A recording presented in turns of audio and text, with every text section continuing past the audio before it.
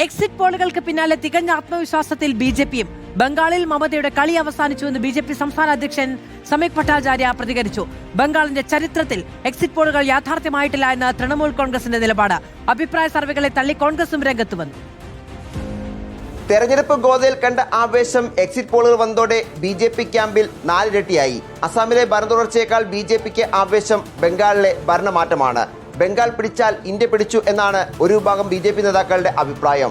ജനങ്ങളും മമതയും തമ്മിലായിരുന്നു പോരാട്ടം. 180 സീറ്റ് നേടി അധികാരം ഉറപ്പിച്ചിരിക്കുകയാണ് ബി.ജെ.പി.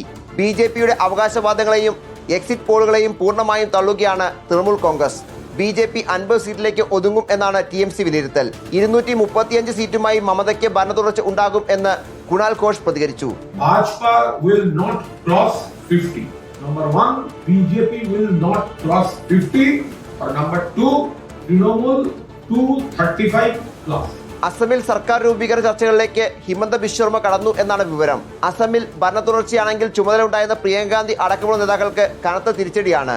ഹരിയാന നിയമസഭാ തെരഞ്ഞെടുപ്പിൽ കോൺഗ്രസ് അധികാരത്തിൽ എത്തും എന്നും ലോക്സഭാ തെരഞ്ഞെടുപ്പിൽ ബി.ജെ.പി 400 സീറ്റ് നേടും എന്നുള്ള എക്സിറ്റ് പോൾ ഫലങ്ങൾ അമ്പേ പരാജയങ്ങളായിരുന്നു. ഇത് ചൂണ്ടിക്കാണിച്ചാണ് പ്രതിപക്ഷ പാർട്ടി നേതാക്കൾ എക്സിറ്റ് പോളുകളെ പൂർണ്ണമായും തള്ളുന്നത്. വീഡിയോ ജേർണലിസ്റ്റ് നന്ദു പരാമ്പരയ്ക്കൊപ്പം reporter Noble Marikkaran, in reporter, Kolkata.